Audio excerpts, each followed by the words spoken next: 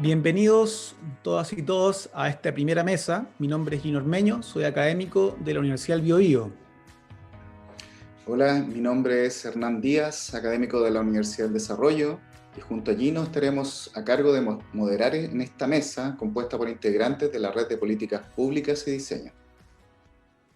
Esta mesa reúne a integrantes de la Red Latinoamericana de Políticas Públicas y Diseño, que se creó en el año 2010 en Argentina y surge de la necesidad de desarrollar y fortalecer en el ámbito latinoamericano la participación del diseño en los escenarios de decisión política. Procura generar un espacio de reflexión y discusión alrededor de ese propósito, con la participación de gestores y expertos de diferentes países de la región.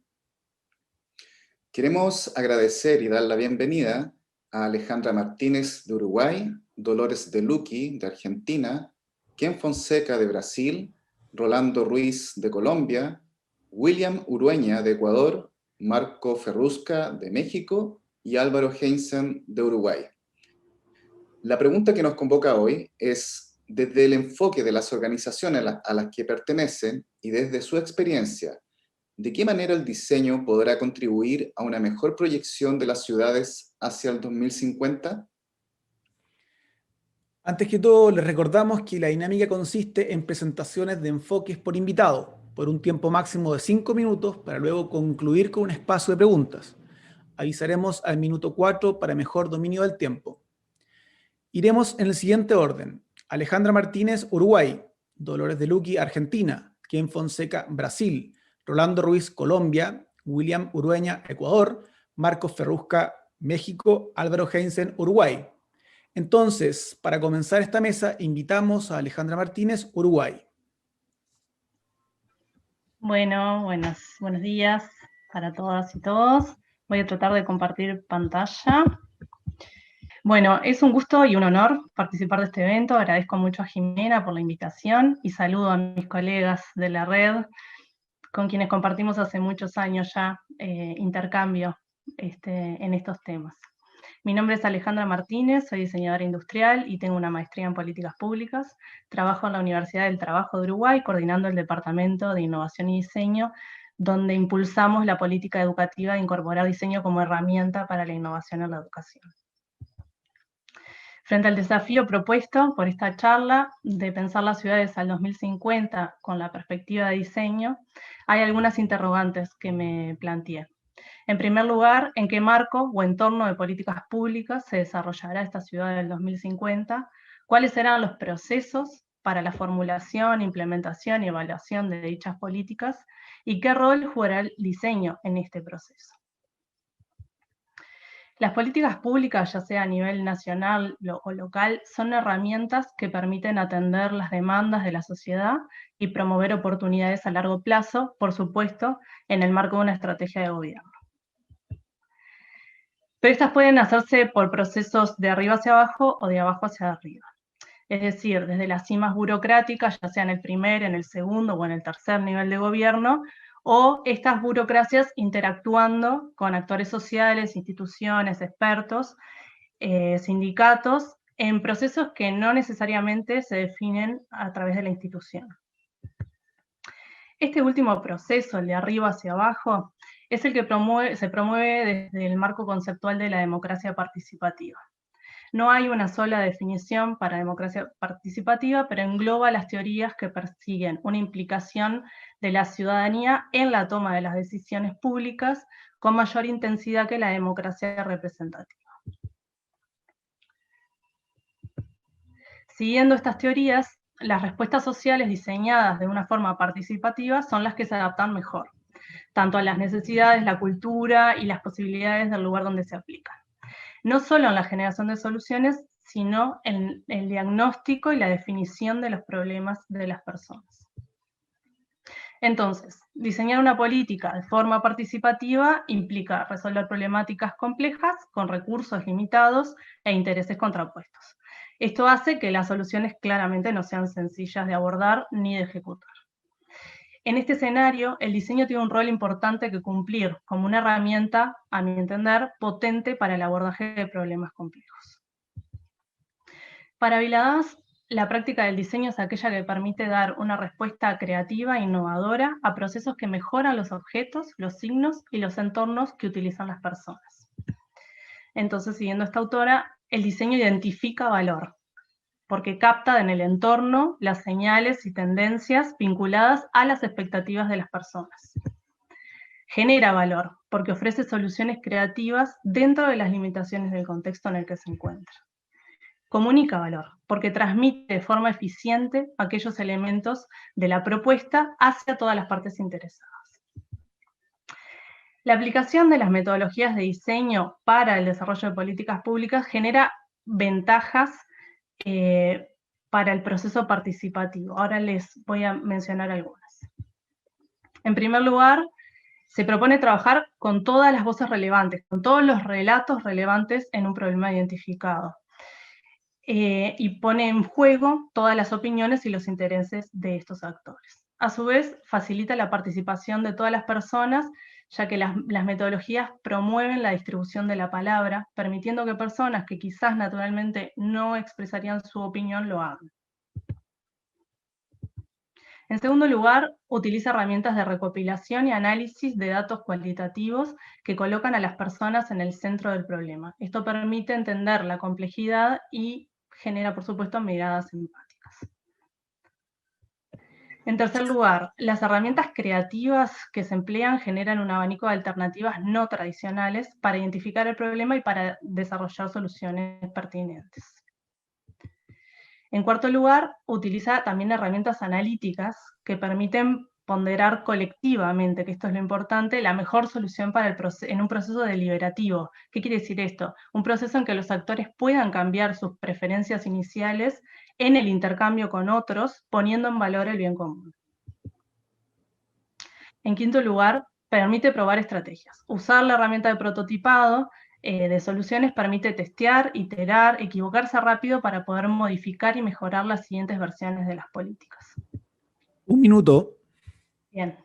Por último, se trabaja con elementos visuales de comunicación que permite transmitir mensajes de manera concreta a todos los interesados para la toma de decisión.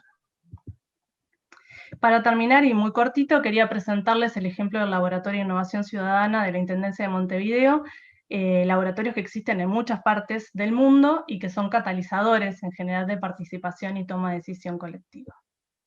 El laboratorio de la Intendencia de Montevideo depende de la Asesoría de Desarrollo Municipal y Participación y tiene como objetivo facilitar el intercambio y la interacción entre ciudadanía y gobierno.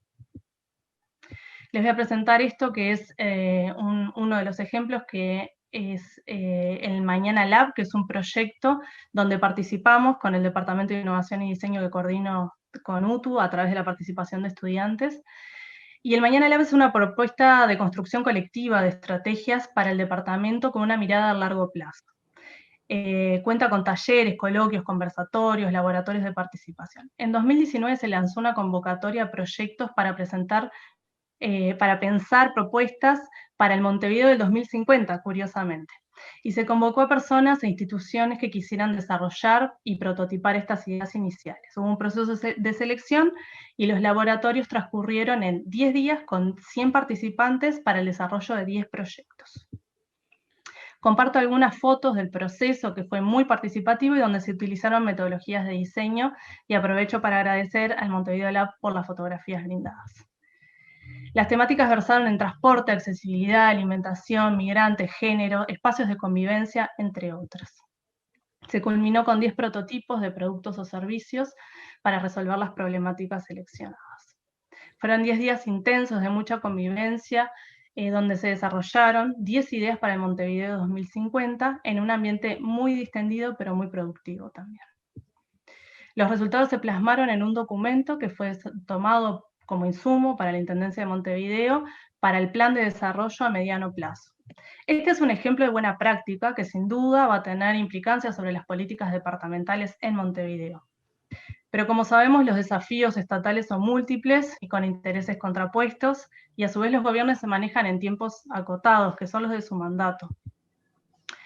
Desde nuestra perspectiva, el diseño es una herramienta potente para impulsar un cambio en los procesos de toma de decisión, es decir, cómo se procesan las demandas y las soluciones propuestas por los y las ciudadanas y los actores implicados, lo que implica promover espacios de participación ciudadanas en temas relevantes. No es lo mismo pedir la opinión para un banco que para el sistema de salud de una comunidad, por ejemplo.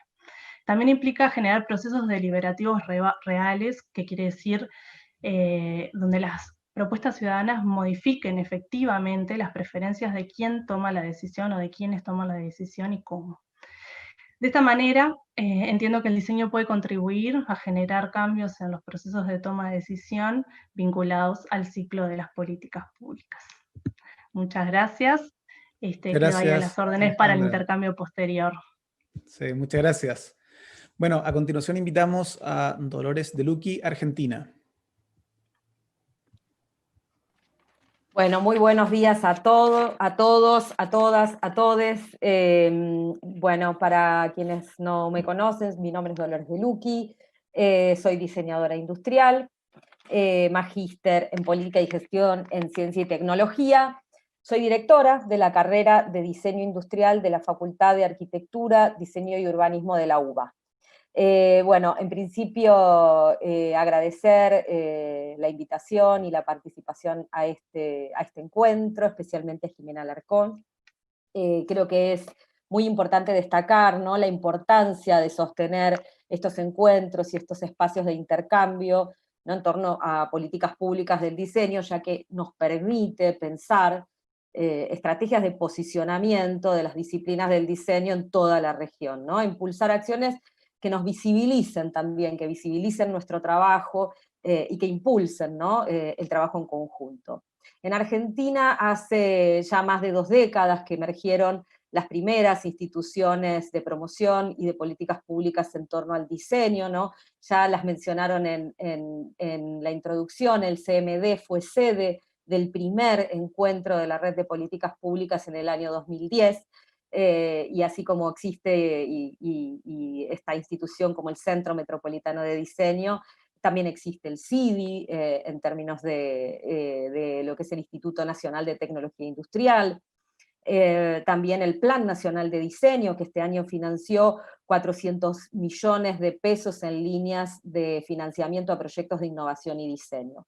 Es decir, que en estos 20 años, ¿no?, de políticas públicas hemos atravesado, yo creo que distintas etapas. Por un lado, en un principio, una etapa de políticas más enfocadas en la sensibilización, ¿no?, al tejido productivo, de la importancia del diseño. Hemos atravesado también políticas públicas de financiamiento de proyectos de innovación y diseño, políticas de innovación y políticas de formación, que son de las que me interesa profundizar hoy, ya que mi rol, ¿no?, está en la universidad.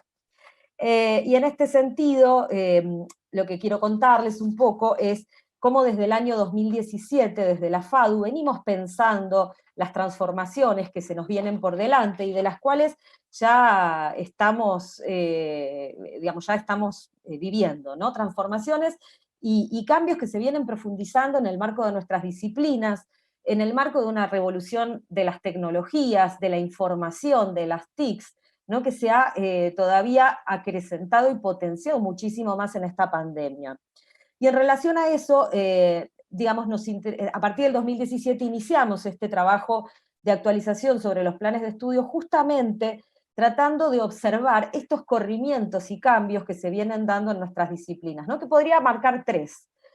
Un primer momento en el cual, sobre todo, ¿no?, hablo del diseño industrial centrado en la mirada sobre los productos y el diseño de productos, para luego, en los años, podríamos hablar de los años 90, hacia los años 2000, el corrimiento hacia el interés en el proceso de diseño, que valorizó muchísimo, ¿no?, la gestión del diseño y el diseño estratégico, y en este momento un corrimiento de la mirada tradicional del usuario, concebida por el movimiento moderno en términos, ¿no?, más asépticos, neutrales y universales, a la mirada, al corrimiento del diseño basado en las personas, ¿no?, que habilita e incorpora una mirada de las ciencias sociales, ¿no?, de la etnografía, de la sociología, a pensar nuestras disciplinas también en conjunto.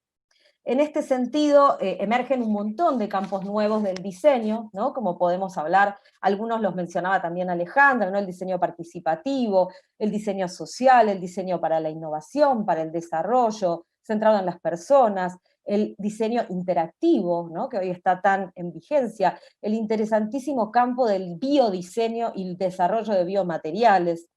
Todos estos temas ponen en relevancia, ¿no? La necesidad de actualización que requiere en forma permanente nuestra disciplina. Nuestra disciplina es una disciplina que está en permanente evolución y que todo el tiempo tenemos que estar, ¿no? Pensando cuáles son los marcos para formar personas que van a trabajar en contextos en los cuales todavía ni siquiera conocemos y entendemos muy bien, ¿no? En trabajos del futuro que todavía no sabemos ni siquiera demasiado bien cuáles son. En este sentido, los planes de estudio, ¿no? de nuestras facultades, de las 7 carreras que están en nuestras facultades, trabajaron alrededor de estas temáticas, tratando de incorporar, por un lado, contenidos, y por otro lado también repensando las formas de didáctica, ¿no? Pensando incluso el tiempo, convirtiendo materias en seminarios más cortos, pensando en distintas modalidades. Bien, también me parece interesante, ¿no? Destacar en el marco de este nuevo escenario y de estas actualizaciones de las cuales somos parte y tenemos que empezar a pensar, ¿no? En relación a estas situaciones, también desde nuestra facultad se viene impulsando una red, ¿no? Que vincula nuestra facultad con las áreas de la Universidad de Buenos Aires que trabajan en torno al desarrollo de empresas y emprendimientos para generar una red de colaboración e impulso a la innovación de ecosistemas, ¿no? De innovación y diseño, porque en nuestra carrera lo que ocurre es que gran parte de nuestros proyectos finales de carrera son proyectos que vienen, ¿no? Con estas dinámicas, con estas temáticas actualizadas, con estas temáticas que provienen de escenarios emergentes, y son proyectos con mucha potencialidad para transformar el territorio y el contexto. Entonces, con esta red que estamos trabajando, lo que nos permite es acompañar estos trayectos de estudiantes de grado para que puedan insertarse en el territorio, ¿no? Y me interesaba, bueno, no les traje imágenes hoy, les pido disculpas, pero bueno, sí mencionarles 3 proyectos que me parecen muy interesantes. El proyecto ACRA, que la semana pasada ha obtenido una mención en el marco de la Bienal Iberoamericana de Diseño, que es un proyecto que se hizo en colaboración entre FADU y FIUBA, la Universidad de Arquitectura y Diseño e Ingeniería, que no es un respirador y que también entró en el marco de esta perspectiva del COVID, sino que es un duplicador del servicio del respirador, ¿no? Proyectos como Brailear, que también es un proyecto que educa en términos de lo que es la enseñanza del braille, y también que incorpora una impresora braille, que ahora tuvo también una mención y fue finalista en un concurso ahí de ustedes de Chile, que es el Brain Chile, que también nosotros lo promocionamos desde Argentina, así como por último un proyecto ODA Biovajilla, ¿no? Que es un proyecto formulado también por egresados de nuestra facultad, que también hace relato, ¿no? Observa estos escenarios emergentes, que trabaja sobre la cáscara de la papa para el moldeado de vajilla para catering, vajilla descartable, ¿no? Entonces lo que permite es una sustitución del plástico por un biomaterial. También manifestando, ¿no? El abordaje de nuevas problemáticas. Bien, para cerrar, creo que en síntesis desde mi rol, desde la facultad, creo que es muy necesario y que tenemos por delante un gran desafío en estas políticas de formación para estos diseñadores que no solo necesitan incorporar sensibilidad social, ¿no? Perspectiva de inclusión, perspectiva de género, sino también mucha flexibilidad para poder adaptarse a estos contextos de permanente cambio y en donde estos cambios cada vez están más acelerados. Muchas gracias. Muchas gracias, Dolores. A continuación invitamos a Ken Fonseca, Brasil. Hola, buen día. Bueno, voy a hablar en portuñol, entonces si hay alguna duda, por favor. Bueno, La cuestión que pasa, no voy a hacer una presentación con una pantalla, pero es más unas reflexiones. En Brasil tuvimos una política específica de diseño que empezó en 1995, el Programa Brasileño de Diseño, y que se terminó año pasado con este gobierno. Y es una realidad que pasa en toda América Latina. Cuando se cambia el gobierno, se cambian las acciones, ¿no? Pero eso no quiere decir que se pararon las acciones, porque en Brasil, desde la inclusión de esa mirada neoliberal, quien está haciendo el diseño no es el gobierno, pero sí las instituciones que se tienen. Entonces, por ejemplo, mañana vamos a tener Marcos Lobo, que viene de Apex, que es una agencia, después pasó al Centro de Estudos, que es el CGE, Centro de Gestión de Estudos Estratégicos, que también es gobierno, pero no es. Entonces, en Brasil hay una mirada un poco distinta, que es esa mirada más de las instituciones que están haciendo diseño. Bueno, esqueci de presentarme, soy profesor, mestre y doctor en diseño, y soy profesor en la Universidad Federal del Paraná, pero trabajo mucho con el Centro Brasil Design, que también es una ONG que hace esa, como si fuera un hub, juntar las industrias y el diseño. Bueno, la cuestión que pasa que me parece crucial ahora para los próximos 30 años es cómo hacer con esas políticas, cómo hacer para fomentar y facilitar el acceso y la formación de calidad. Y básicamente es a través de instituciones que son de calidad. Las instituciones de ciencia y tecnología, las instituciones de enseñanza y también como el Centro Brasil Design, las fundaciones y todo más. Pero al mismo tiempo, la gran reflexión que tenemos es, no es realista para hoy, para nosotros en América Latina, pensar en instituciones con un estándar global, con los establishment de países que son más avanzados.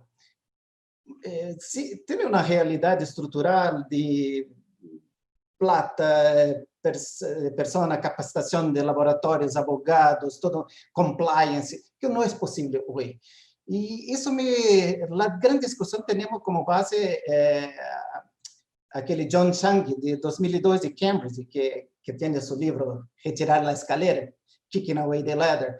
Es porque hoy lo que estamos haciendo, dice, lo mismo que los países avanzados hicieron tiempos atrás, con protección de arancelaria, subsidio, sin respecto a propiedad industrial, productos de gran impacto ambiental, ahora no se puede hacer más, ¿eh? Porque ahora tiene reglas de la OMC que tienen un estándar institucional, pero eso, ese estándar, na verdade, cria um problema para os países que estão emergentes, que esse é o nosso caso. Então, a grande questão agora que temos é como criar e implementar políticas e, principalmente, instituições adequadas à nossa realidade socioeconômica, com valores culturais locais, que permitam também essa inserção de produtos de toda a América Latina, pero com características próprias de produção e distribuição em outros países.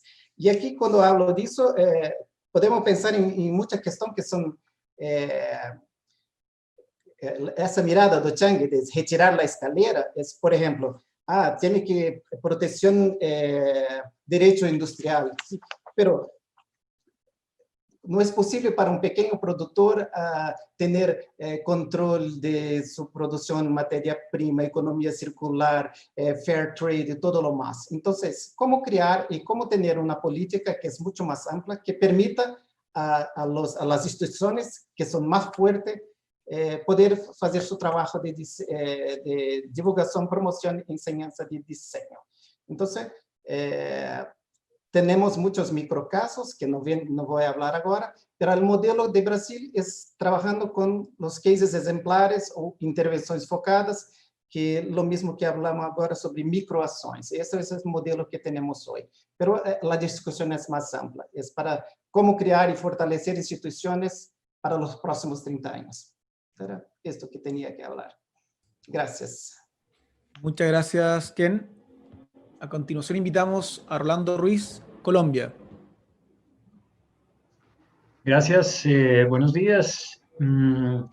Bien, soy Rolando Ruiz, soy docente de la Escuela de Diseño Industrial de la Universidad Nacional de Colombia.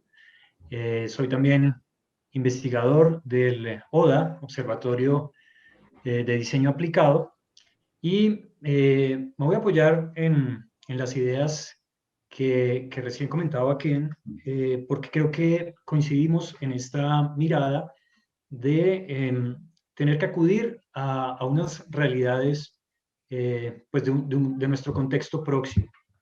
En Colombia, desde el 2017, se aprobó la ley 1834 que se llamó la Ley Naranja. Entonces, muchos de ustedes estarán familiarizados con la idea de la economía naranja. Este término que ayuda a acuñar nuestro actual presidente, el presidente Iván Duque, con este texto de la economía naranja, oportunidades infinitas, ¿no? Una oportunidad infinita, que surge del BID.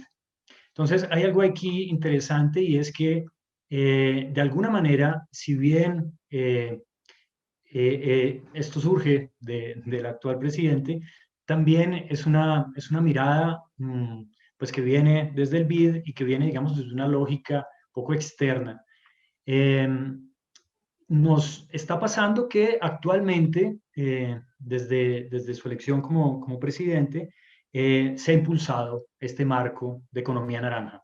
Y eso está resultando interesante como un marco normativo y conceptual que presenta muchas oportunidades para creativos, pero que a la vez plantea unos importantes retos en términos de actualizar el conocimiento alrededor de toda esta serie de conceptos que están asociados a las industrias creativas, a la propiedad intelectual, y está resultando un poco difícil que las personas, digamos, en los territorios puedan acceder a este tipo de marco conceptual. Entonces, lo que se ve en nuestro país es una especie de avance en ese marco conceptual y de políticas públicas, porque se están empezando a desarrollar unos programas con financiaciones importantes alrededor de este tipo de proyectos. Se están creando áreas de desarrollo naranja que se llaman ADN, y en general todo tiene unas siglas como que muy atractivas, pero lo que yo respondería a la pregunta de cómo lo vemos desde nuestras organizaciones es la necesidad de articular este tipo de discurso con una realidad sociopolítica de nuestro país, que fundamentalmente son los acuerdos de paz. Entonces creo que ahí hay una desconexión importante, porque nuestro país es un país que firma unos acuerdos de paz a finales de 2016, después de un traumatismo importante en términos políticos, al resultar el plebiscito como negativo. O sea, se firman los acuerdos, pero la gente dice no, y eso lleva a un sacudón político muy importante. Pero finalmente se firma un nuevo acuerdo, y ese acuerdo genera un plan muy importante que se llaman los PEDET, que son los programas de desarrollo con enfoque territorial. Allí se recogen más de 32.000 iniciativas de programas de desarrollo específico en los territorios. Entonces, yo sé que estamos hablando fundamentalmente de las ciudades, pero creo que en Colombia, y pienso que esto es algo que aplica en otros contextos, el asunto es sistémico, ¿no? En general, en ciudades grandes como Bogotá, uno podía no sentir el conflicto, digamos, en términos de ciertas condiciones de tranquilidad, ciertas posibilidades de acceso a la industria y de poder desarrollar proyectos. Pero con la firma de los acuerdos de paz, de alguna manera hay nueva conciencia de abrirse de nuevo al país, de reconocer que el país no es solo Bogotá, que el país no es solo Medellín ni Cali. Y ante ese fenómeno, pues creo que muchas de los esfuerzos en diseño tienen que orientarse a utilizar los acuerdos de paz y los PEDET como una especie de brief que de alguna manera explicita unas necesidades sentidas y que si los analizamos con cierto detenimiento, pues hablan de fenómenos de los que estaba hablando nuestro expositor desde España hace un rato, ¿no? Temas relacionados con agua, temas relacionados con vivienda, prevención de desastres. Entonces creo que esto está armando digamos que una nueva hoja de ruta alrededor de los temas principales a los que debemos prestarle mayor atención y cruzar allí la tecnología que actualmente tenemos disponible pues para lograr concretarlos. Entonces, yo diría que utilizar los acuerdos de paz como un gran brief para el diseño debería, hacia el 2050, ayudarnos a medir ese impacto. O sea, que esa implementación de la paz como algo que se concreta realmente y se vivencia realmente sería una manera de medir el impacto del diseño en un país como Colombia. Muchas gracias, Rolando. Álvaro Heinzen, si quieres puedes continuar. ¿Cómo no? Bueno, yo les voy a pedir disculpas porque voy a leer, porque como me dijeron 5 minutos, era muy probable que si me ponía a hablar me fuera de los 5 minutos. Entonces muchas gracias, no hay problema. Al asunto en los 5 minutos. Y yo, la idea mía es hacer algunas reflexiones generales sobre ciudad de diseño, ¿no? Así que bueno, Jean Gehl dice que una buena ciudad es como una buena fiesta, y me parece que es una linda forma de empezar a pensar en el tema, ¿no? Creo que la ciudad es una incubadora de cultura, y el diseño es una herramienta fenomenal para realizar operaciones culturales complejas, ¿no? Cultura no en el sentido del oculto, sino en su acepción más antropológica.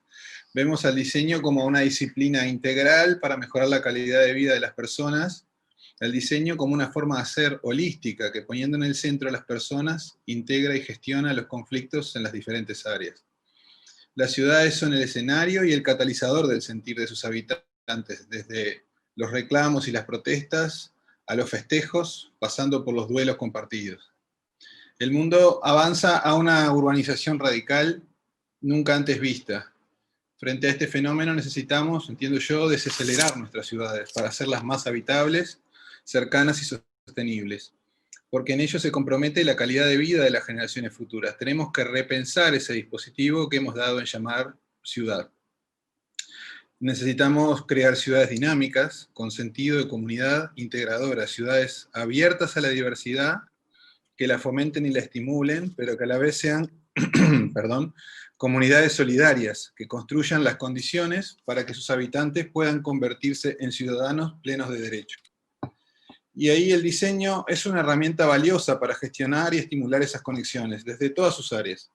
Desde las más tradicionales en relación a la ciudad, como construir identidad y pertenencia, pasando por el equipamiento y la infraestructura, a los laboratorios de innovación ciudadana, o las intervenciones de urbanismo táctico que apuestan a construir nuevas formas de habitarla a la ciudad. El diseño también puede hacer cosas tan efímeras y potentes como el trabajo que les invito a buscar en internet de Tejiendo la Calle, realizado en Valverde la Vera, donde el diseño es una excusa para crear comunidad y fortalecer lazos. De chico a mí me impresionaba mucho la idea de la bomba de neutrones, que se suponía que era una bomba que destruía la vida y dejaba las ciudades intactas. Me aterraba siempre la imagen de una ciudad vacía, como si hubiera sido abandonada de repente. Algo que después vimos reflejado en lo que son las fotos de las ciudades al área cercana de Chernobyl. Y me aterraba porque la ciudad es para mí la expresión de lo público. No son las casas ni los autos, las bicis o el metro, los monumentos, las fábricas, las bibliotecas o las plazas. La ciudad es lo que sucede ahí, lo que pasa entre medio, lo que hacemos las personas, lo que la define. Y yo creo que tomarlo desde esta mirada nos permite un cambio radical de foco. Así como decía el hermano de Mafalda, aquello de que una red es un montón de agujeritos atados con un hilo, ¿no? Por eso les decía que para mí la ciudad es por excelencia lo público, el compartir con el diferente, el sentirse parte, el ser con otros a diferentes escalas, a la cuadra, al barrio, al centro, los parques, la ciudad toda. El valor de lo público es el de lo construido entre todos.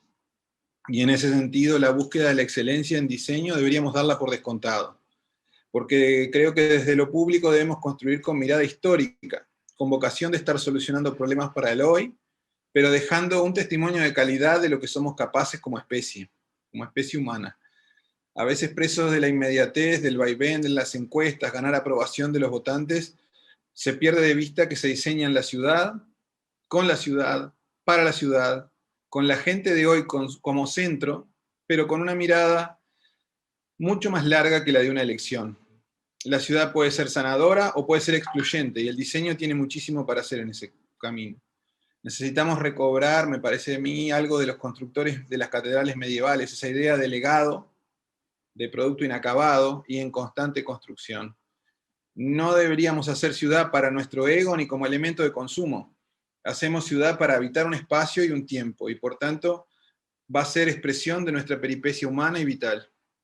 Yo celebro y espero que el diseño nos ayude en todas estas áreas que más o menos hemos ido mencionando todos, como decía Marina Garcés, con la posibilidad de pensar radicalmente cómo queremos vivir. Y solo hay que plantearse una pregunta: de todo lo que tenemos, vivimos, deseamos, ¿qué es lo que nos importa realmente? Es una pregunta que nos va a llevar a buscar lo esencial. Apostemos entonces a un diseño que permita a los habitantes hacerse dueños de la ciudad, intervenirla, interpretarla y vivirla con intensidad. Porque como dice Ronaldo Fraga, el fantástico diseñador de indumentaria brasileño, la identidad es la ciudad que cada uno carga dentro de sí. Muchas gracias. Muchas gracias, Álvaro. A continuación invitamos a Marco Ferrusca. Por favor. Muy bien, ¿puedo compartir pantalla? Sí, ¿verdad? Sí, por supuesto. Muy bien, bueno, pues saludo a todas y a todos. Gracias por la invitación. Como han dicho, me llamo Marco Ferrusca, profesor en la Universidad Autónoma Metropolitana. Yo arrancaría mi presentación diciendo que las ideas que compartan no podría decir que necesariamente son la visión que tiene la propia comunidad o facultad de diseño en la cual estoy yo, ni siquiera la propia universidad. Y por otra parte, tampoco me atrevo a esbozar un escenario futuro del 2050, cuando personalmente siento que hemos quedado mucho a deber con respecto a la situación actual, y sobre todo cuando probablemente la agenda que se estableció ya hace un par de años para el 2030, pareciera que no hemos entendido y no hemos hecho lo suficiente para conseguir los objetivos ahí planteados. Por eso mismo es que no me atrevo a esbozar un escenario futuro del 2050. No obstante, trataré de, a través de 3 ideas, comunicar algunas de mis inquietudes. La primera es sobre esta premisa que nos dice, o sobre este aforismo que nos dice que si algo es insostenible a largo plazo, se va a terminar. Y aquí hago la reflexión de, desde el punto de vista de la academia, si la educación en diseño era sostenible antes del gran suceso de la pandemia. Y qué tanto el diseño como actividad proyectual ha contribuido a encarar las fuerzas transformadoras de la sociedad. Les he querido compartir la pantalla porque, sin entrar a detalle, efectivamente, o sea, ¿cuál es el rol del diseño vinculado a la tecnología 5G, a la industria aeroespacial, al envejecimiento de la población, a la agricultura, los alimentos y las bebidas, a la inteligencia artificial y la robótica? ¿Tiene algo que decir ahí el diseño o no tiene nada que decir? ¿Cuál es el rol del diseño respecto a la biodiversidad? El rol del diseño frente a la economía circular, frente a la economía digital, frente a la ciencia de datos, frente a la tecnología de los drones, en fin, Si no conocen este portal, los invito a que lo exploren, el de inteligencia estratégica. Es un portal que vale la pena porque aquí están las grandes transformaciones que están cambiando el día a día. Y entonces, es por eso que yo me pregunto cuál es el papel del diseño y cómo va a converger con estas fuerzas transformadoras. Personalmente, me gustó mucho las ideas que se han compartido en este foro. Quisiera enfatizar la última de Álvaro y la de Dolores, que están muy orientadas a, creo que, replantearnos la forma en que estamos educando a los futuros ciudadanos que van a ejercer el diseño. Respecto a esto, las grandes innovaciones tecnológicas, como sabemos, están transformando todo e implica actualizar las habilidades y competencias necesarias para los puestos de trabajo que aún no hemos creado. Pero, ¿qué significa lo contemporáneo en cada uno de los países que integran este mundo? Las realidades entre Chile, Uruguay, Argentina, México, son completamente distintas. Y ni siquiera podemos compararlas contra las realidades que viven los vecinos del norte o los países en Europa, África, etc. Entonces, ¿de qué manera el diseño estaba trazando una ruta para contribuir a encarar de mejor forma como sociedad estas fuerzas transformadoras? ¿Y de qué manera lo pensamos hacer? No sé si nuestras formas antiguas de hacer y enseñar el diseño eran sostenibles o insostenibles. Lo que sí tengo claro es que nuestro estilo de vida no lo es y por eso ha terminado y tenemos que construir un futuro mejor. Mi segunda premisa es que si algo grande va a suceder en el futuro, tiene que comenzar como algo pequeño en algún momento. Yo alcancé a escuchar la ponencia, olvidé el nombre del ponente, perdón, pero enfatizo esta idea que decía que pues lo que nos está sucediendo creo que representa una gran oportunidad para reinventar el diseño, desde mi punto de vista. Un diseño que efectivamente ha de contribuir de mucho mejor forma a que la sociedad se apropie de las ciudades como tal.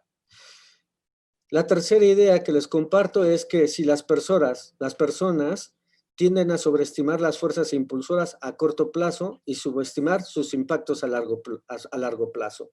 Y aquí quiero rescatar dos textos que creo que todos conocemos. Ya Víctor Papanek, de Diseñando para un Mundo Real, por ejemplo, en los 70s, nos hablaba de la crisis ambiental. ¿Y qué hemos hecho? Hemos seguido diseñando para una sociedad con un alto consumo y una alta cultura material. Y así como ese, también Tomás Maldonado, en su texto de Proyectar Hoy, hace más de una década, nos decía que habíamos fracasado en el acto de proyectar porque estábamos configurando sociedades destinadas al fracaso. Entonces, dicho esto, y considerando que me queda poco tiempo, me parece que en efecto es una gran oportunidad para repensar de manera sistémica el diseño, haciendo una fuerte crítica al eje de la cultura, al eje de la demanda, al eje de la oferta del diseño, con respecto a este compromiso que tenemos con la sociedad, ¿sí?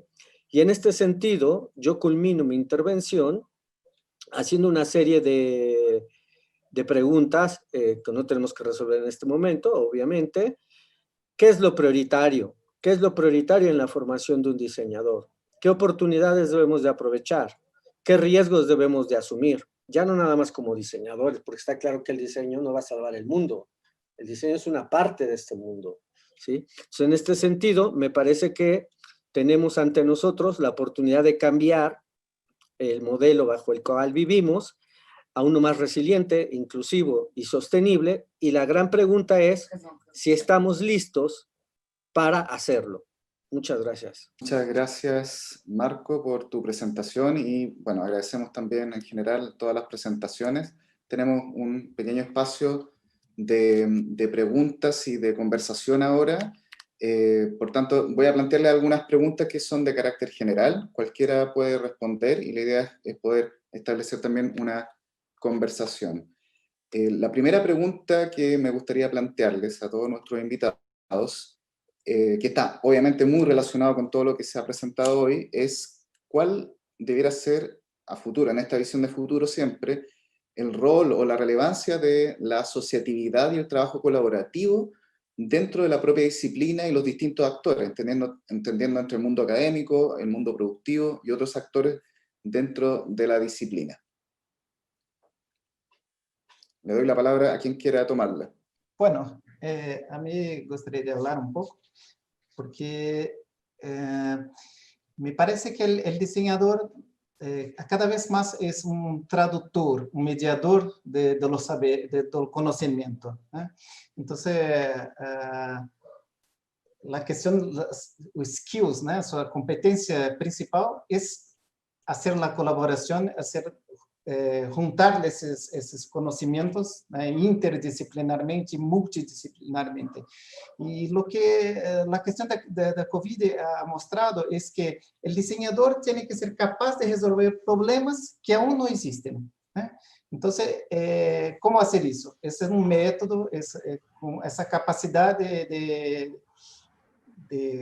entender un problema, pero no va a resolver solo, tiene que tener la colaboración. Entonces, esto me parece el punto clave, que el diseñador es aquello que junta los distintos saberes, y hay no me lembro el investigador que ha utilizado esa palabra, el traductor, el diseñador como el traductor de los problemas y de las soluciones, que a mí me encanta y me parece ser el camino. Bueno, solo. Perfecto. Disculpa que lo interrumpa, Hernán. Acaba de conectarse William Urueña. Damos la posibilidad para que pueda de alguna forma plantear también su visión para luego seguir con las preguntas. Perfecto. Hola, William. Entonces, a William. Bien, muchas gracias. Aquí qué grato es ver tantas caras, o al menos nombres, que hay algunas compañeros que ya desde hace más de 12 años hemos estado trabajando en el tema ya como oficialmente de la relación del diseño con las políticas públicas, con Ken, con Álvaro, con Rolando, con Jimena y bueno, otros que deben estar por ahí. Pues hemos logrado mantener esa constante. Bueno, Ecuador, como lo conocen algunos de los colegas, en política pública realmente se activa desde el 2013, una intervención importante de una representante del Ministerio de lo Social, Celina Andrés, y posteriormente un fuerte trabajo de un equipo que se aglutinó en el Ministerio de Cultura, comandado por un egresado de la Universidad Católica que se llama Luis Vallejo.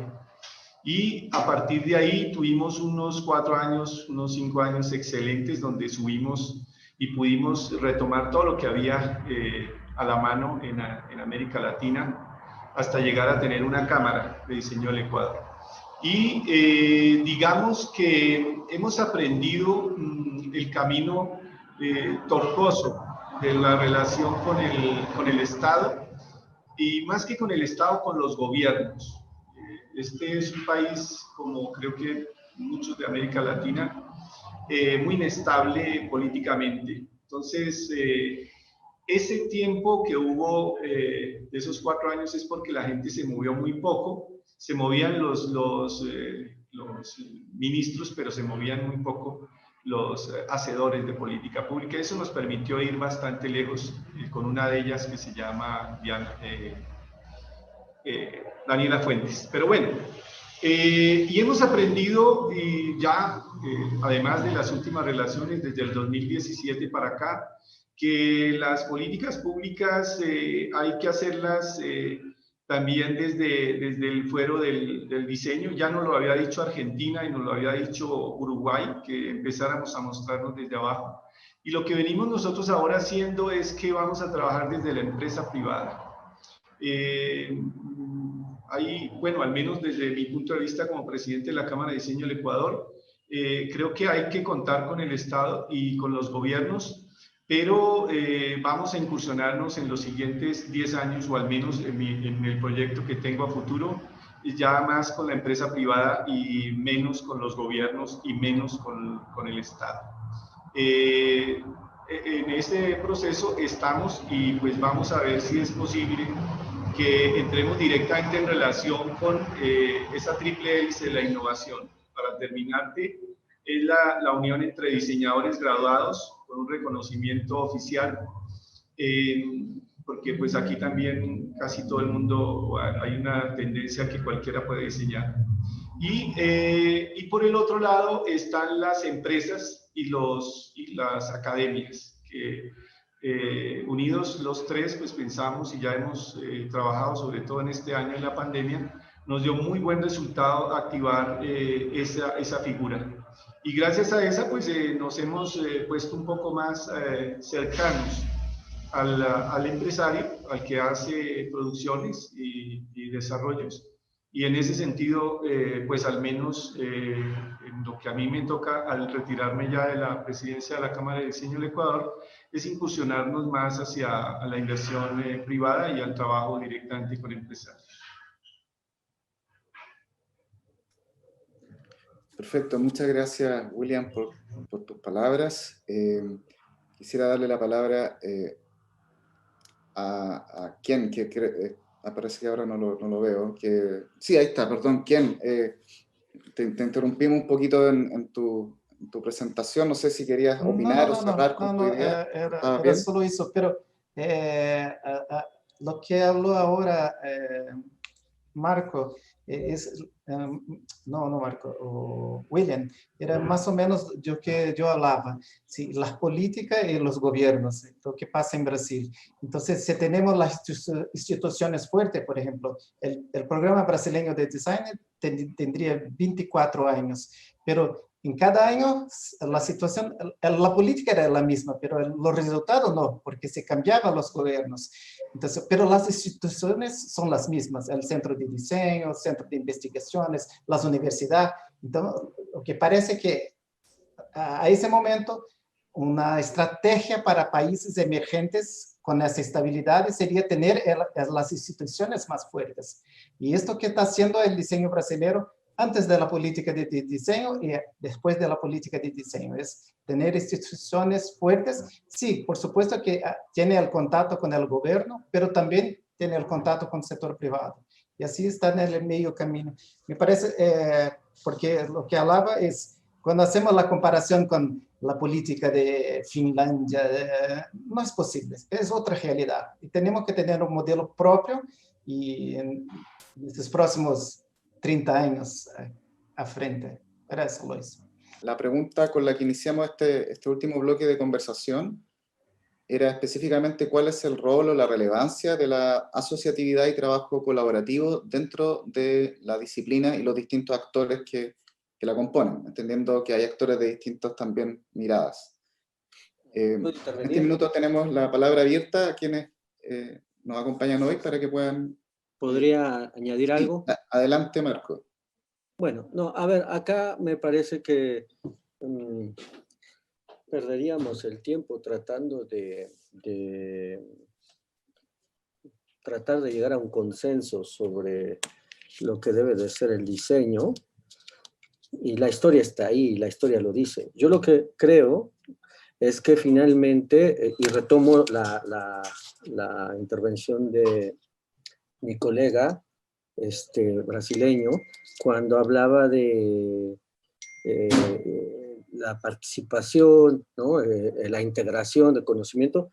Sí, yo también creo que el diseñador como tal es un integrador de conocimiento, pero también es un facilitador de procesos de colaboración. Y ahí creo que lo que va a coexistir, o van a coexistir diferentes diseñadores que se moverán en diferentes ámbitos. ¿A qué me refiero? Tan importante es el hecho de que haya diseñadores que colaboren con el sector productivo, pero también es igual de importante tener diseñadores con una orientación más motivada por lo que hoy se ha denominado la innovación social, que tiene en realidad raíces en el diseño participativo de los años 50, pero que ahora lo hemos redescubierto, pero en realidad tiene mucho tiempo el tema del diseño participativo. Entonces, yo podría decir también, así como algunos proyectos que sé que mis colegas están desarrollando, podría decirles acá que hay estudiantes que, por ejemplo, ahora a través del diseño están empoderando a la sociedad. Por ejemplo, para sacar un mayor provecho a los presupuestos participativos que lanza el gobierno, las alcaldías, y que normalmente acaban en, pues queremos más cestos de basura, queremos más luminarias, porque no hay estos procesos participativos, no hay quien los introduzca, y por lo tanto la sociedad o la comunidad no se pone de acuerdo. Y ahí, por ejemplo, tenemos ahora experiencias de cómo a través del diseño, insisto, se empodera a la comunidad, hacen proceso de diseño y finalmente dejan de pedir cestos de basura para empezar a pedir recursos en otros temas mucho más importantes, ¿me explico? Entonces, en ese sentido, creo que el diseño como un integrador de conocimientos y como un facilitador de procesos de participación es fundamental en las diferentes esferas de acción de la sociedad, insisto, sea para tomar decisiones, para cambiar, para tomar decisiones sobre un presupuesto, insisto, participativo de una comunidad, como para acercar al sector productivo a la sociedad y saber qué es lo que la sociedad demanda. Entonces, me parece que eso es algo que va a estar ahí, que va a coexistir con otros diseñadores que tienen una línea más de trabajo independiente. O sea, no va a desaparecer tampoco. Van a coexistir. El tema está en que a lo mejor hay sectores en donde necesitamos fortalecer eso. Y yo una de las cosas que rescato de todas las intervenciones, de las que escuché, fue que me parece que el punto clave está en empoderar a la sociedad. Y ahí el diseño puede hacer mucho. Puede coadyuvar en este empoderamiento de la sociedad para exigir, pero también para ser mucho más responsables. Porque no solo es exigir. Por eso decía yo, el diseño no es la solución a nuestros problemas.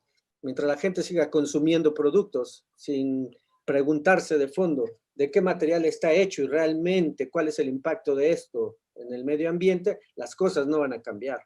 Y ahí no es culpa del diseñador, ahí es culpa del ser humano per se. Gracias. Perfecto, muchas gracias, Marco. Dolores estaba levantando la mano, ¿quiere intervenir? Adelante, Dolores. Sí, y luego, sí. luego Álvaro. Bien, quería hacer dos aportes sobre las distintas líneas que se vienen trabajando, ¿no? Me parece muy interesante lo que trae William y Ken en relación a cómo las políticas públicas de diseño, ¿no? Van cambiando a través de los vaivenes que vamos sufriendo, que vamos viviendo a través de las distintas experiencias de gestión política, ¿no? Y eso es clave y es clarísimo, tanto en Brasil, en Argentina es exactamente igual, yo creo que en la región es muy parecido, ¿no? El hecho de no tener una política, un plan de proyección, ¿no? Político de a 10 años, a 20, a 5, ¿no? Es lo que nos hace estar como en esta oscilación. De hecho, la historia de la industria en Argentina ha vivido esta situación, ¿no? El constante oscilamiento entre políticas de protección y políticas de apertura, entre cambios de gobiernos, de proteccionistas a liberales, ¿no? Ha destruido gran parte de los avances que se han construido en un periodo, se destruyen en el siguiente, ¿no? De alguna manera, las capacidades productivas, las capacidades de innovación, hablábamos recién, decía Marco, en el 50 ya existían estas prácticas colaborativas y participativas del diseño, por supuesto, en el marco de lo que fue el desarrollismo, en nuestro país, también iniciaron un montón de instituciones de promoción del diseño que ya en los años 60 estaban haciendo esto. Lo que pasa es que en los años 90, el 2000, el neoliberalismo nos volvió a dejar nuevamente en una situación de desfasaje y pérdida de todas esas capacidades construidas. Yo creo que hay una autora que es Carlota Pérez, también, que es argentina, que también habla mucho sobre el marco del desarrollo, y ella plantea, ¿no?, la necesidad de pensar una estructura en ciencia y técnica y en diseño e innovación, ¿no?, que pueda ir a pelear o que pueda ir a buscar esos lugares de horizonte, ¿no?, de la innovación, pero que al mismo tiempo atienda y trabaja sobre las bases, ¿no? Esto un poquito lo que decía Alejandro cuando hablaba de desde arriba y desde abajo, ¿no? Cómo se genera el desarrollo. Sí, muy bien, desde arriba es necesario trabajar sobre esas líneas estratégicas mundiales, pero también es necesario entender cuáles son nuestras realidades y nuestros problemas, y cómo hacemos para crecer, ¿no? Ese territorio, ese entramado productivo que es el que le da trabajo a un montón de personas, ¿no? Eso en relación a eso. Y por otro lado, apoyar, ¿no? Esta idea que planteaba también Marco en relación a, yo creo que los diseñadores no podemos salvar al mundo, no tenemos ese lugar, no tenemos esa posibilidad, pero sí creo que tenemos una gran responsabilidad a la hora de no solamente de producir y proyectar la cultura material, sino a la hora de reflexionar sobre ella, de trabajar sobre la formación de diseñadores, sobre estas nuevas concepciones, ¿no? El diseño necesita trabajar en colaboración y en interdisciplina. Cada vez más la disciplina se diluye y se abre un marco del diseño transdisciplinario que cruza aristas, que cruza visiones, que entreteje distintos saberes. Entonces, yo creo que fundamentalmente tenemos que aprender a trabajar y a trabajar articulando conocimientos, ¿no? Como cosiendo distintas realidades. Me parece que esa es una de las cualidades más interesantes que tiene el diseño, ¿no? El empoderamiento y esta articulación que puede hacer en el territorio. Perfecto, Dolores, muchas gracias. Le doy el pase ahora a Álvaro, que había pedido la palabra, y luego a Rolando, que también la está pidiendo. Nada, que intentando como hacer algunos énfasis en función de algunas cosas que creo.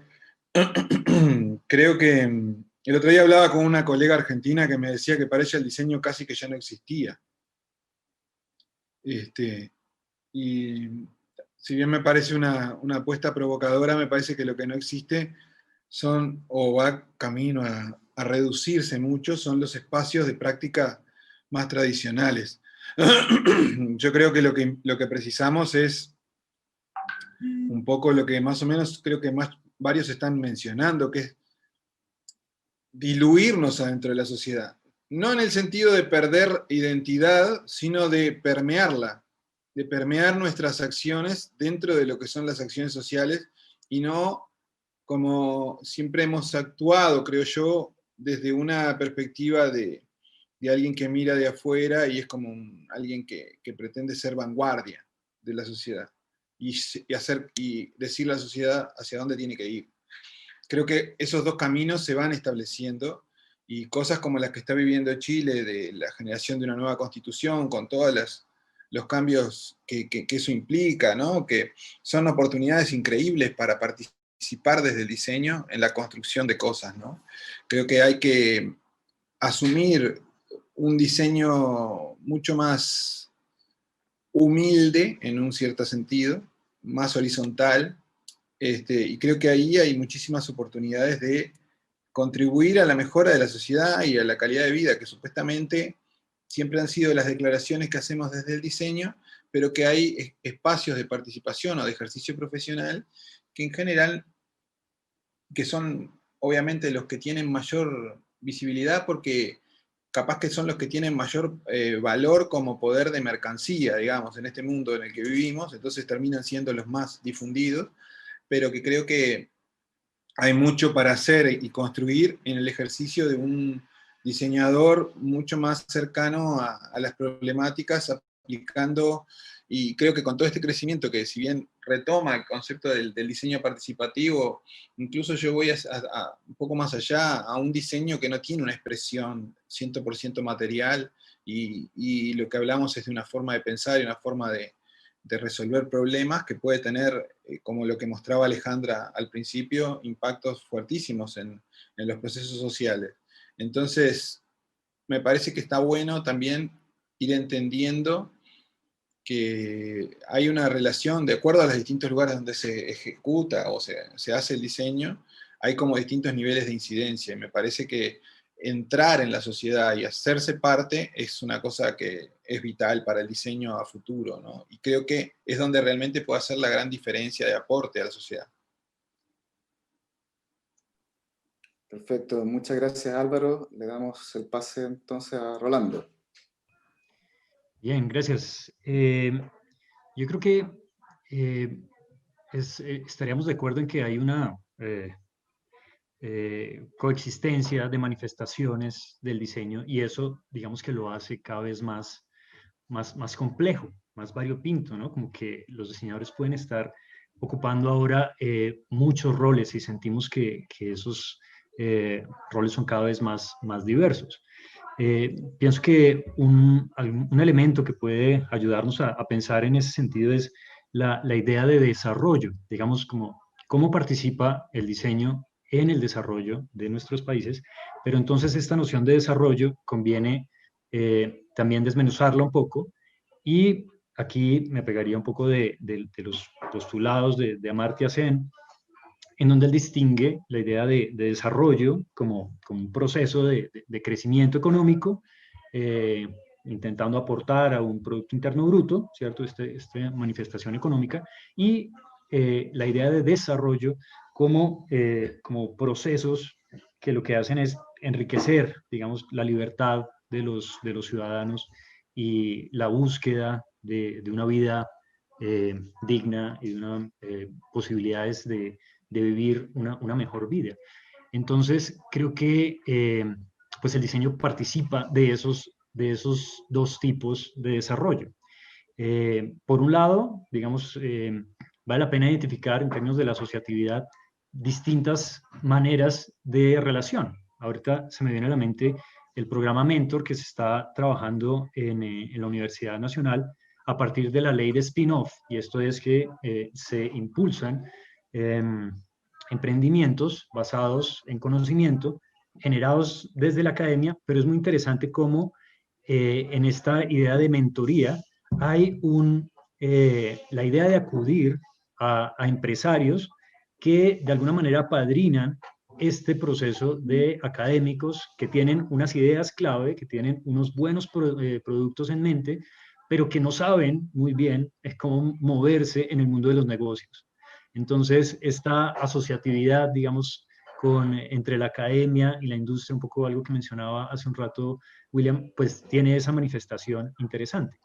Por el otro lado del desarrollo, pues del desarrollo entendido como garantizar unas condiciones, crear unas capacidades, diría Sen y Nussbaum, que permitan esta libertad, ahí me parece que el gobierno pues adquiere un rol más importante.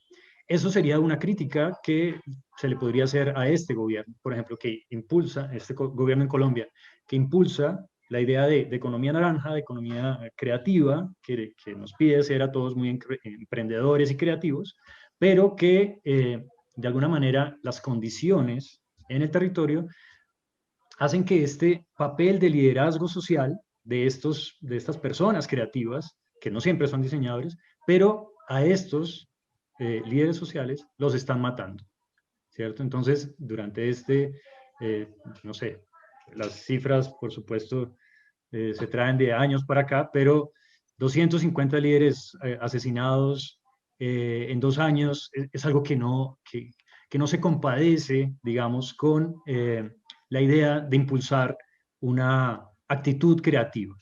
Entonces, creo que, por supuesto, en todo sentido nos cabe una actitud autocrítica, pero en la espera de que este conversatorio trascienda el ámbito del diseño y lo vea algún tipo de policy makers, pues bueno, a cada quien le corresponde un papel, ¿no? De contribuir a crear unas condiciones propicias para que la creatividad florezca, ¿cierto?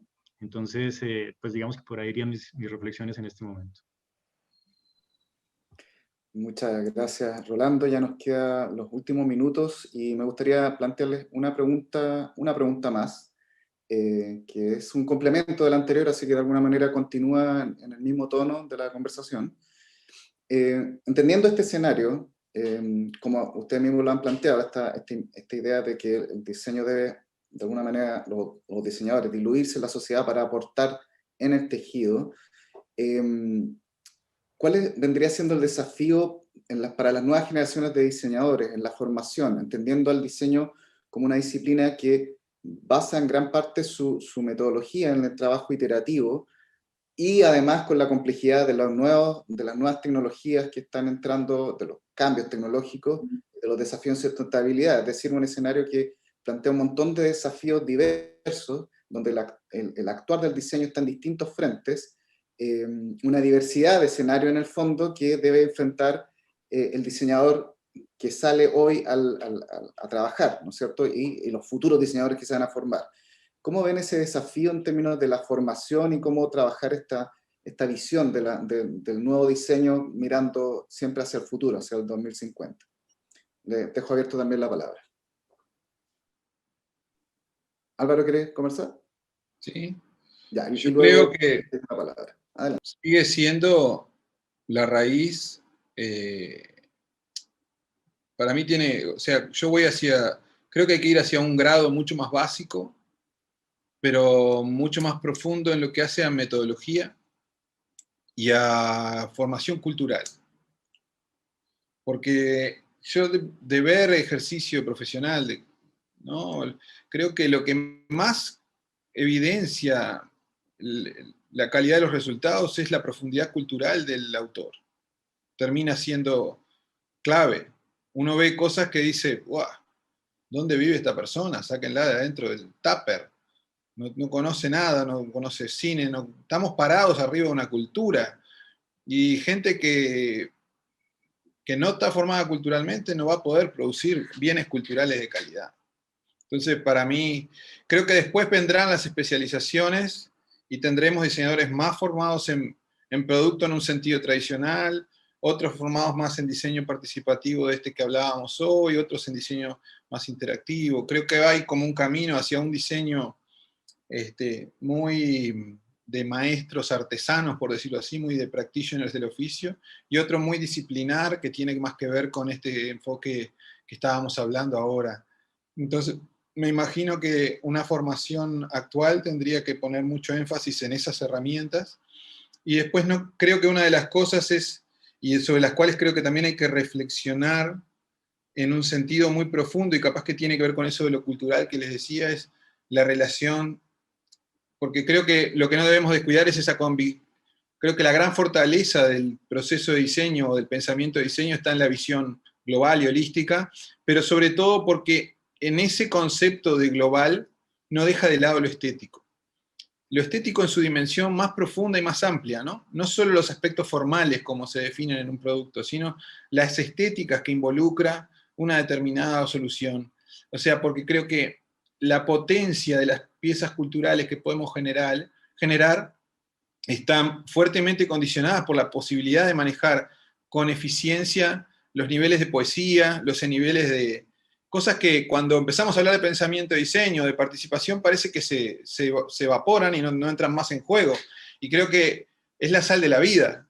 Y la gracia del pensamiento de diseño es como poder integrar todas esas cosas. Entonces creo que la formación tiene que apuntar a eso. Yo, si Álvaro terminó, quisiera también acá hacer un aporte. Me parece, a ver, y acá me voy a centrar en mi experiencia personal, por eso también me pareció muy interesante la página que compartió Marco, ¿no? Porque creo que, a ver, ¿qué me pasó voy a ir por eso, digo, voy a ir a lo personal, ¿qué me pasó a mí, a mi generación, cuando estudiamos diseño en un marco tan puesto en la objetística, ¿no? En el diseño centrado en productos? Nos llevó tiempo desarmar esa idea tradicional del diseño para poder entender que nuestras profesiones y que nuestros trayectos iban a ir más allá del diseño de productos, ¿no? Y en lo personal, tuve que salir de mi facultad y cursar una maestría por fuera en ciencia y tecnología para encontrar herramientas, metodologías, para lograr articular esos otros temas que yo sentía que en el marco de la misma facultad en la que yo me había formado no había lugar para eso, ¿no? Éramos como una especie digamos, los gestores de proyectos, éramos como una especie de no diseñadores, ¿no? Hasta uno sentía cierta culpa en no diseñar eso que la academia enseñaba. Yo creo que ahí es donde entra esto que yo les hablaba de los cambios y actualizaciones de planes de estudio. Pensé que los planes de estudios de la FADU, UBA, se crean en el 84-85, la objetística, el diseño de productos estaba muy fuerte en ese momento, todavía no habíamos dado ni siquiera el salto hacia la gestión en ese momento. Entonces esta actualización de plan lo que viene a marcar es esta necesidad de incorporar nuevos temas en la formación. Y en mi caso particular, que yo dicto una materia que es análisis de producto, que es una materia de primer nivel, que intenta dar herramientas metodológicas para los estudiantes, justamente lo que hacemos es trabajar desde el primer año, desde los estudiantes que ingresan en la carrera, esta concepción ampliada del diseño, ¿no? Poder marcarles que sí existe este campo tradicional, que es el núcleo duro de nuestra disciplina, pero que esa disciplina está creciendo cada vez más y los bordes ya son difusos. Entonces trabajamos muchísimo con esta cuestión de pensar el diseño como construcción de problemáticas, ¿no? Ni siquiera digo resolución de problemas, digo construcción de problemáticas. ¿Cómo puedo ver el problema? ¿Cómo puedo analizar ese problema y en base a qué situaciones? Entonces, por ejemplo, este año estamos trabajando sobre reflexiones acerca de la resignificación de los espacios hogareños en el marco de la pandemia. Hemos trabajado también proyectos que analizan perspectiva de género en parques y plazas, en sistemas de transporte, ¿no? Tratando de corrernos de esta mirada específicamente de producto, ¿no? Hacemos un trabajo sobre producto y hacemos otro que no es exactamente sobre producto, ¿no? Entonces para nosotros es valioso esto de poder abrir esas cabezas, de poder desarmar estas ideas desde los niveles iniciales, ¿no?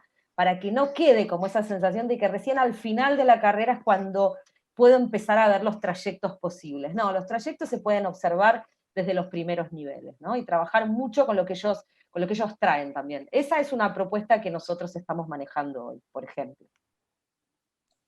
Es solo una cuestión que me parece ser lo punto central, es, sí, aquí en Curitiba tenemos grandes industrias, entonces en la universidad tenemos la industria de Whirlpool, Electrolux, Audi, Volkswagen, Volvo, y tenemos que tener diseñadores para trabajar con ellos, para tener conocimiento con tecnología y todo más. Pero al mismo tiempo tenemos 90% de las empresas son pymes. Ellos tienen urgencia y tienen hambre. Y no van a tener un sello de certificación de economía circular. No, tienen hambre hoy. Entonces, el punto central es un poco que Marco Firuska hablaba, que es un dilema ético. ¿Cuál es lo padrón, ¿no? El estándar ético del diseñador? Debe tener un punto central que tanto está haciendo diseño para la competitividad, pero para la sociedad tenemos que encontrar ese punto central y trabajar con eso, porque la tecnología cambia, las industrias cambian, pero la esencia no. Entonces, ese me parece ser el gran desafío, encontrar ese punto central. Perfecto, muchas gracias. ¿Quién? Le doy la palabra a Marco, que también había solicitado. Muy bien, muchas gracias. Yo arrancaría diciendo, me voy a centrar en el caso de México porque desconozco la historia del diseño ya en lo específico en cada país de Latinoamérica, pero es bien sabido, al menos en México, que a ver, ¿cómo se crean las primeras universidades de diseño? Las primeras universidades de diseño se componen de académicos que provenían de talleres, algunos de ellos, o sea, con una formación en talleres de artes y oficios, y así se empiezan a crear las primeras escuelas de diseño, que luego se convierten en universidades. O sea, pasamos de tener talleres, ¡pum!, a universidades. Y eso es un gran tema a reflexionar, sobre todo porque, por ejemplo, esta invitación a tal vez a hacer mucho más simples las carreras es una buena reflexión. Y luego, entonces, en los 70s tenemos las universidades en México que ofrecen ya diseño, pero que en su mayoría está documentado, muchos de los planes y programas de estudio reflejan una ideología de los países del centro, ¿no? Entonces, no necesariamente reflejan las realidades de los países de la periferia como México. Y entonces, esta idea de que a lo mejor alguien entra a estudiar una carrera pensando en que va a diseñar autos, bueno, está muy bien, pero en México ni siquiera tenemos un auto propio, no tenemos, ahora ya tenemos 50,000 marcas de automóviles, ¿no? pero no tenemos un auto propio desarrollado en México. Entonces, y así hemos estado desde los 70. No digo que no se hayan hecho cosas buenas, por supuesto que se han hecho cosas buenas, sería tonto no reconocerlo.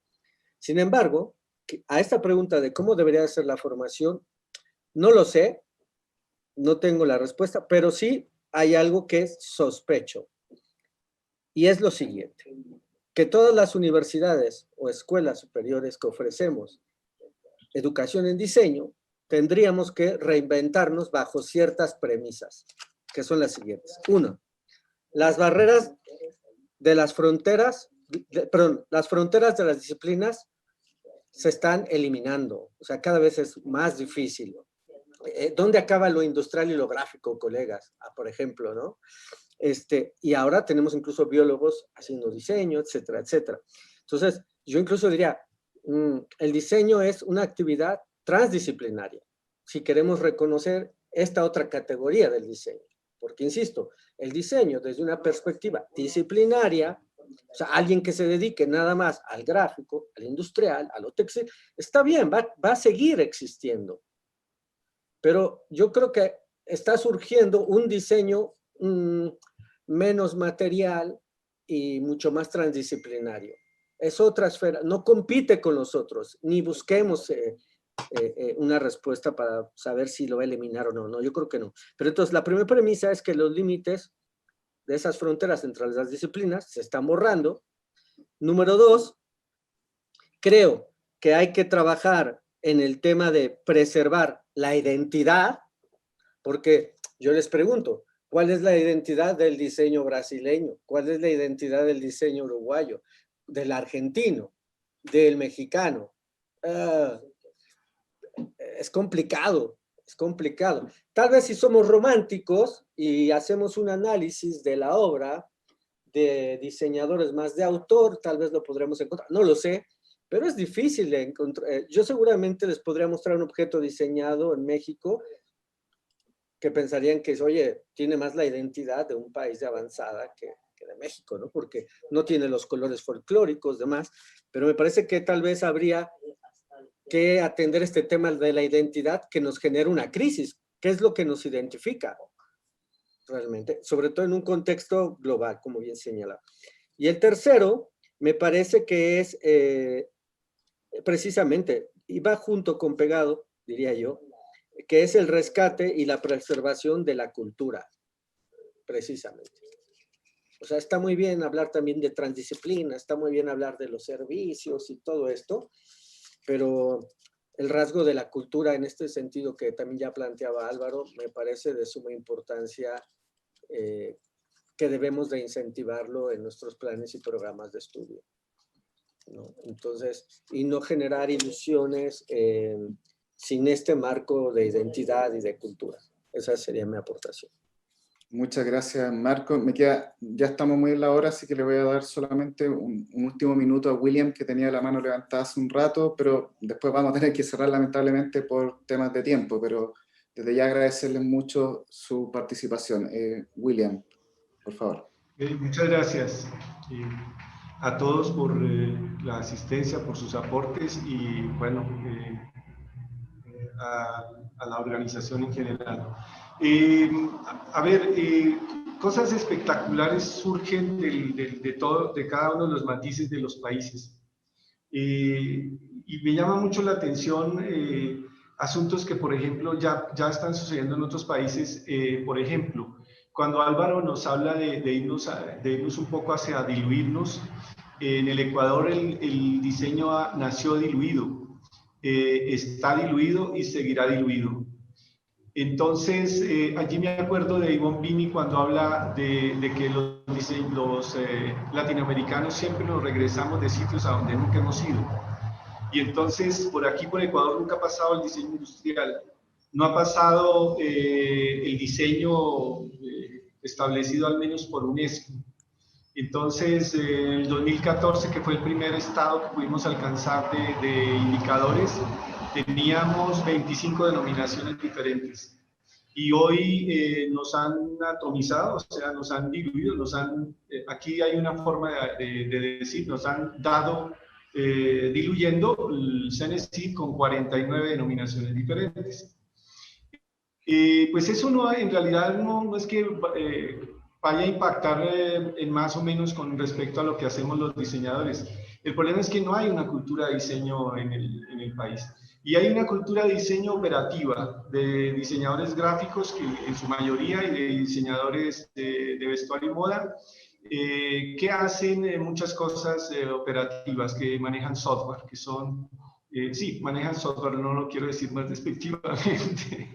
Y entonces aquí yo hacia dónde creo que me parece importante es entonces la práctica, y volvemos una vez más a la teoría en la formación. Es decir, yo aquí me hubiera gustado que estuviera un pensador que tiene esta red, o al menos la red, que es Jaime Franchi, que él siempre ha manejado una idea de que la teoría oriente la práctica y que la práctica valide esa teoría.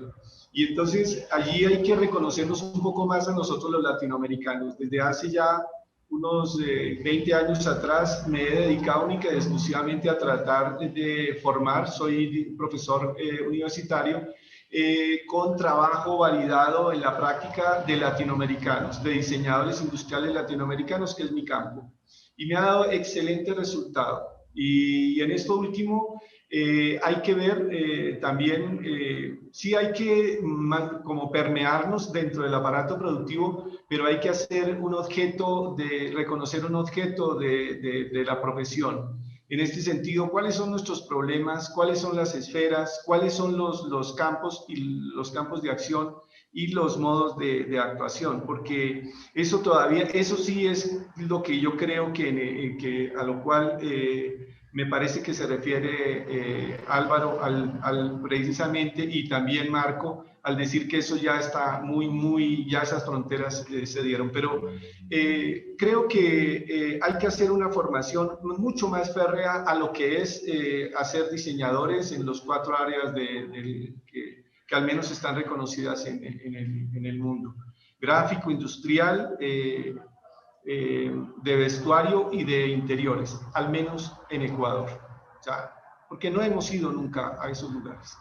Y ordenados desde ahí podríamos estar empezando a pensar en esas integralidad con otras interdisciplinas, de la cual hace poco oí hablar al maestro Manuel Lejona, en donde hoy debemos irnos mucho más en el actuar profesional con un proceso interdisciplinario muy fuerte, porque nuestro sector no es un sector que sea relevante como sí es, por ejemplo, el sector de salud.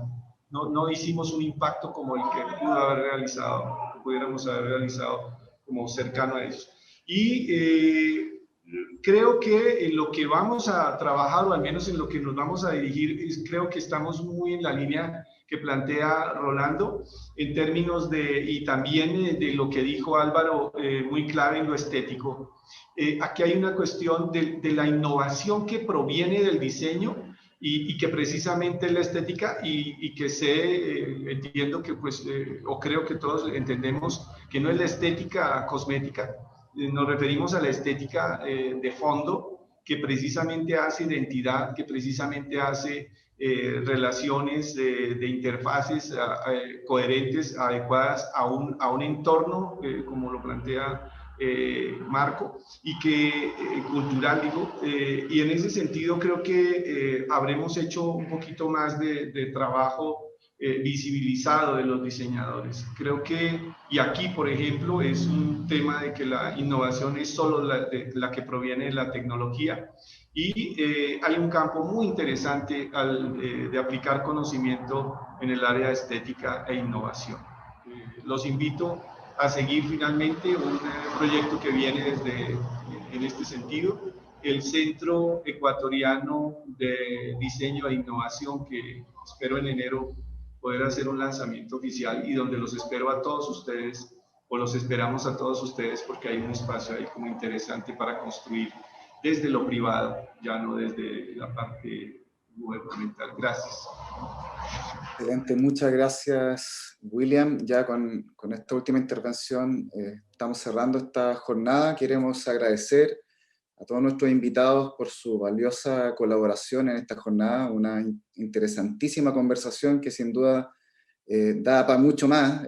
Siempre el tiempo juega en contra, se plantearon temas muy, muy interesantes, así que nuevamente muchas gracias, así como también agradecer a todos quienes nos están viendo en las redes y dejar invitados desde ya a que sigan participando del siguiente bloque, que va a comenzar a las 3 de la tarde, hora de Chile, sobre organizaciones que impulsan el diseño en Iberoamérica. Muchas gracias, nos vemos pronto.